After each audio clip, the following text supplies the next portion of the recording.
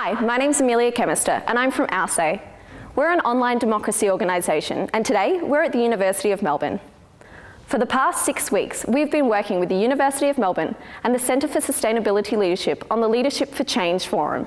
We asked the public to post questions to 5 leaders and decision makers from the fields of law, banking, Indigenous health, zoos and the environment. Today, we are going to get the answers to the 3 most popular questions from the forum from our panel of leaders. Let's go check it out. Thank you very much for coming along this evening to the Leadership for Change response event in partnership with the University of Melbourne, the Centre for Sustainability Leadership and OurSay. So let's get straight into it and I'll introduce our esteemed panel.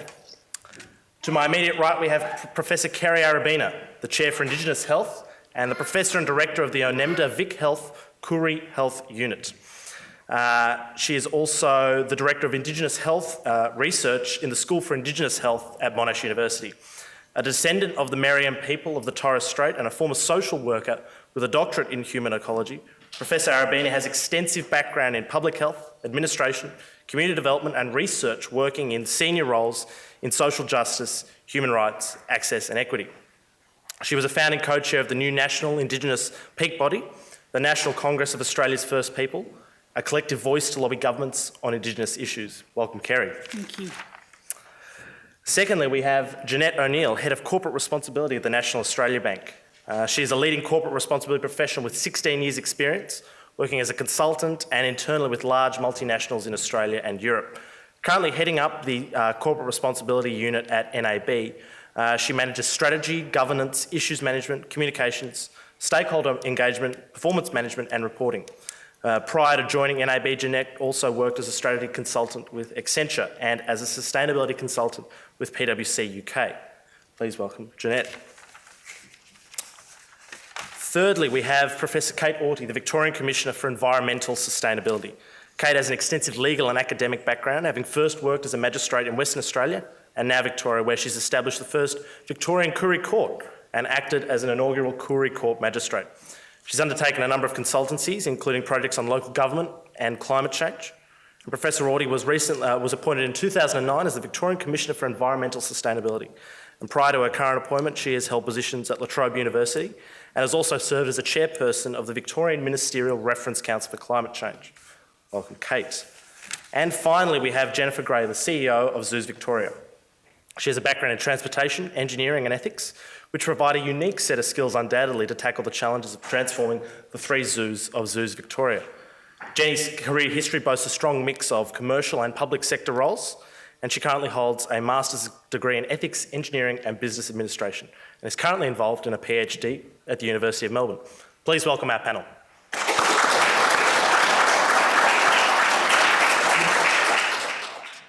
Now, enough of me talking. I'd like to introduce our keynote speaker this evening, David Senior from the Centre for Sustainability Leadership, who is a great friend of the OurSay community and who is the Director of the Fellowship Program at the Centre for Sustainability Leadership.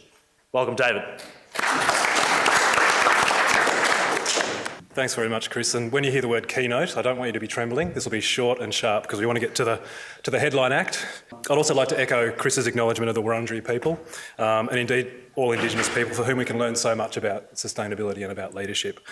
It has been a great pleasure for us to partner with the University of Melbourne and OurSay to bring this Leadership for Change Forum to fruition. I'd like to thank the Sustainability Unit at Melbourne University for providing both financial support and other support, including this very appropriately named venue, the Brain Centre. And thank you to all of you, our audience, for participating in the online discussion, for posting and voting on the great questions, and for coming along to hear ensuing responses and discussion. And finally, and most importantly, an enormous thank you to our wonderful panel of exceptional leaders in their respective fields. So thank you to Jenny, Kate, Jeanette and Kerry. I mean, can you imagine the security we've had to organise to have this level of brains in one particular room? The Centre for Sustainability Leadership, for those of you who don't know, is a not-for-profit dedicated to expanding the influence and building the capacity of emerging leaders by developing their knowledge, skills and networks. Or as I like to say in my elevator pitch, we run a 7-month leadership boot camp for green Gen Ys who want to create a sustainable future. We know the solutions are out there. The missing ingredient, we believe, is leadership. Leadership is not about who you are, but what you do. It's about action, it's about seeing a problem, stepping up, getting others on board and fixing it. And in terms of sustainability, if you can't see things that need fixing, pretty much everywhere you look, then sorry, you probably just aren't looking hard enough. The size and complexity of the challenges we face in leading for sustainability, which by our definition means creating abundance and prosperity in a world of finite resources, requires bold and innovative approaches. But it also means we need to make better use of the resources, ideas and opportunities we already have. And one of the many limitless renewable resources we're not currently making good use of is human potential. What I really like about ALSA is not just the fantastic product that they've come up with, but the way they've gone about it. They've demonstrated that the process is as important as the end result in leadership, which I think is something we need to keep in mind. And they've modelled some really important elements of good leadership: courage, tenacity, dare I say it, a fair bit of gumption. But probably the most important element of all is their willingness to enable other leaders, which is such a crucial leadership skill, bringing up other leaders. So I just want to finish by saying that we at CSL have a hairy, audacious goal. We are planning to develop 20,000 leaders by 2020. And you might want to know we're tracking really, really well. We've only got 19,700 more to go. But that's where this forum comes in, because I think this discussion tonight that's generated by your questions is going to inspire a lot more leaders. So I'm really looking forward to this ensuing discussion. Thank you very much.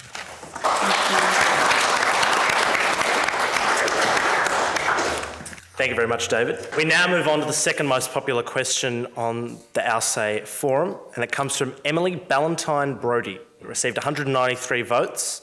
Emily is the project director at Urban Reforestation, a local Melbourne business that has the vision to inspire and design happy, healthy and green cities. Her question is as follows. Dear panellists, think about your neighbourhood and community infrastructure in it. Whether you are involved with a community garden or a grassroots sustainability project, or would like to be, what makes it easier for you or your friends to make these initiatives happen? And what makes it harder for these initiatives to happen? Your feedback and advice from your different perspectives, I believe, will help us develop some solutions on how we are to address enabling local sustainability action. I'll go to Jeanette to start this discussion. I guess I had a look at this question more from a corporate point of view and having a think about what our employees do at NAB and how they like to get involved in environmental issues. Certainly over the years we've had a number of buildings across Melbourne and across Australia with really passionate employees that want to do something around the efficiency of our buildings and the waste and water issues related to those buildings.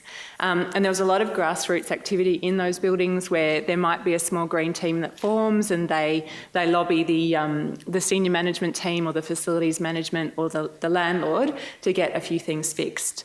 And I think that was really effective for a little while, but then there's only so much that they can do and there's only so much power that a small team has in one building. And I think one of our most passionate employees, who was based in Spencer Street, ended up being seconded into our facilities and property management team and started thinking about how do we create a more formal structure around volunteering and getting people that are passionate about green issues together in a structured way. And I think in terms of the question around how do you make it easier, I think having an overarching strategy is very useful rather than having ad hoc activity that can sometimes be impactful and sometimes not. It's to have a bit more structure and to have a strategy and to provide that information to all of the green teams across each building. So we've now got about 1,200 members of a green team community, and over the years we've moved away from that just being do what you feel like in your building to really having a lot of structure around that. So we have targeted communications, we link them to our strategy, we give them toolkits and information that we want them to use to disseminate information and get other employees engaged. And I think that has had much more impact for us as an organisation than just that sort of more scattergun approach. And so I think when you're looking at this from a community and a neighbourhood perspective, it's how do we bring some structure? And if you have people coming in and out of that initiative, there's still that structure to go back to. And that might be that you're involving the local park ranger or the local council to provide some of that guidance. But I think that's sort of the main message that I see, particularly with my NAB hat on.